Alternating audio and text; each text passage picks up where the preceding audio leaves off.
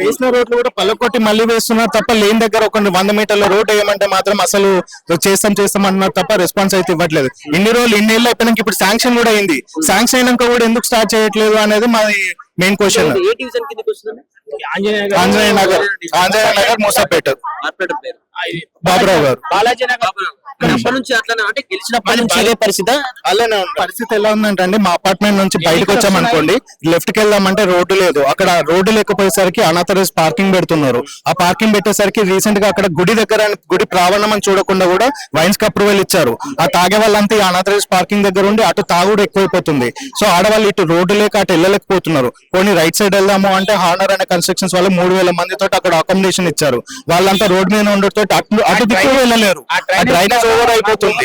So ఇన్ని సమస్యలతో అంత ఎందుకంటే రీసెంట్ గా 2 ఏళ్ల క్రితం ఒక లేడీ మీదకి వెళ్ళి బస్సు వెళ్ళిపోయి స్పాట్ డెడ్ అయిపోయింది అదే రోడ్డు మీద. ఇప్పటి వరకు అసలు ఏదో జంతువు చనిపోతే తీసేసి పక్కకి వేసినట్టుగా తీసేసారు తప్ప దాని మీద ఒక ఇష్యూ అనేది జరగలేదు, ఏమీ జరగలేదు. అటువంటి సిచ్యువేషన్ లో ఇప్పుడు ప్రజెంట్ మేము ఉంటున్నాము. సో ఏ భయంతో వాళ్ళని ఆడవాళ్ళని బయటకు పంపాలి అనే సిచ్యువేషన్ లో మేము ఉన్నాం. ఇప్పుడు ఎలా ఉందంటే ఇన్ని కోట్లు పెట్టి ఇంత పెట్టి బిల్డింగ్ ఇల్లు కొన్నాం మేము. ఆ రెంటల్ కట్టుకుంటూ ఇవి ట్యాక్సులు పే చేసుకుంటూ ఏదైనా అభివృద్ధి జరుగుతుందా అంటే అది లేదు. సో ఇవన్నీ చూసి పిల్లలు బయటకు వెళ్ళడానికి లేదు, మేము బయటకు వెళ్ళడానికి లేదు, ఏరియాలో ఎందుకు ఉండడం, కాల్ చేసి వెళ్ళిపోదాం, అమ్మేసుకొని వెళ్ళిపోదాం అంటున్నారు. ఎక్కడికైనా వెళ్తాము, ఇంత కష్టపడి కొనుక్కున్న దాన్ని అమ్మేసుకొని ఎక్కడికైనా వెళ్తాము. ఇవన్నీ చూసి పోయినసారి పార్క్ అయినా పిల్లల్ని కాసేపు పార్క్ తీసుకెళ్దామంటే అక్కడ ఈ పార్క్ ఇష్యూ నడుస్తుంది. ఆ పార్క్ అభివృద్ధి చేయట్లేదు. కొన్ని రోడ్ల మీద కాసేపు మేమే వాకింగ్ అలా తిప్పుదాము అంటే రోడ్ మీకు వచ్చే పరిస్థితి లేదు. ఈ పరిస్థితి మేము గత 7 ఏళ్ళుగా భరిస్తున్నాము. ఉన్న రోడ్లు బలకొట్టి కార్పొరేటర్ అదే మాట చెప్తున్నారు. అండ్ పేరుకి జిహెచ్ఎంసీ యాప్ అని పెట్టారు. ఆ యాప్ లో కొన్ని రిక్వెస్ట్ కంప్లైంట్స్ ఎన్ని రేస్ చేసాం మా దగ్గర ఉన్నాయి. ప్రతిదానికి అటెండెడ్ బై ఆఫీసర్ అని చెప్పి ఆటో క్లోజ్ చేస్తున్నారు తప్ప ఇంతవరకు దాని మీద రిజల్యూషన్ జరగలేదు. ఇప్పుడు ఇన్నేళ్ల తర్వాత ఎట్లా శాంక్షన్ అయింది అమ్మాయి ఇప్పుడన్నా వస్తుంది అనుకుంటే ఇప్పటికి ఇంకా టెండర్ ప్రాసెస్ అవ్వట్లేదు. పగిలిన రోడ్లు కొంచెం డ్యామేజ్ ఉన్న రోడ్లకి టెండర్స్ వస్తున్నారు, ఫండ్స్ వస్తున్నాయి, వేస్తున్నారు. లేని రోడ్డు దగ్గర ఒక 100 మీటర్ల రోడ్డు వేయడానికి కూడా ఎందుకు ఇంత డిలే చేస్తున్నారు అనేది మాకు అర్థం కావట్లేదు. దీని బ్యాక్గ్రౌండ్ లో మాకు వచ్చిన మాట ఏంటి అంటే ఓటర్లు లేరు అక్కడ, ఈ నియోజకవర్గం కాదు, మీరందరూ సాఫ్ట్వేర్ లో ఏదేదో ఊర్లో నుంచి ఇక్కడ చేస్తున్నారు, ఈడ రోడ్లు వేస్తే మాకు ఓట్లు పడవని చెప్పేసి రీజన్స్ వస్తున్నాయని టాక్ కూడా వస్తుంది.